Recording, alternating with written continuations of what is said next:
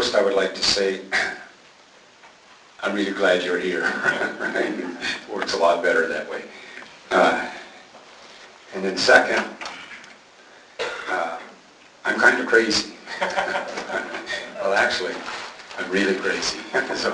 So if I say anything that you don't agree with, that's just what it is, right? I'm not trying to start anything with anybody. Freedom. You know, I was in a lot of freedom parades, you know? But I'm not sure anymore. You know?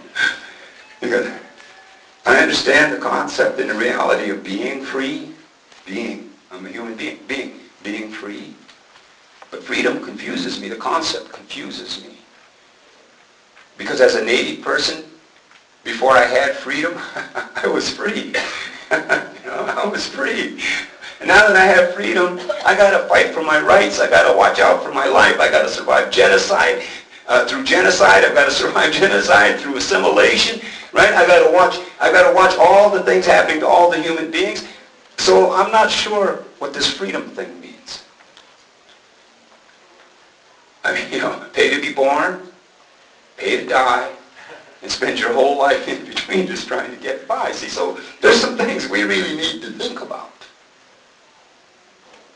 And I'm just saying, because we need to think about some of these things that we're just being told that we're blindly believing.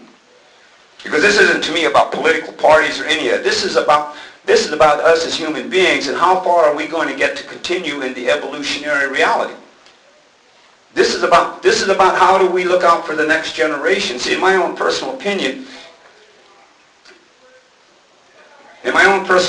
see, I came out of the 60s and I started doing all of this activism stuff. And I remember we were young, our idealism was good, our motives were good, you know, our intentions were good. But here we are now, you know, 40 years later, and the problems are as bad, or if not worse, than they were then. They just changed form a little bit. So what's the missing thing? And the generation before us did the same thing. Their idealism and their motives and their intentions were good. And the generation before them. So what's missing? Everybody's following the formula and participating the way we've been told we're supposed to participate, but nothing is changing. And I personally think it's got to do with us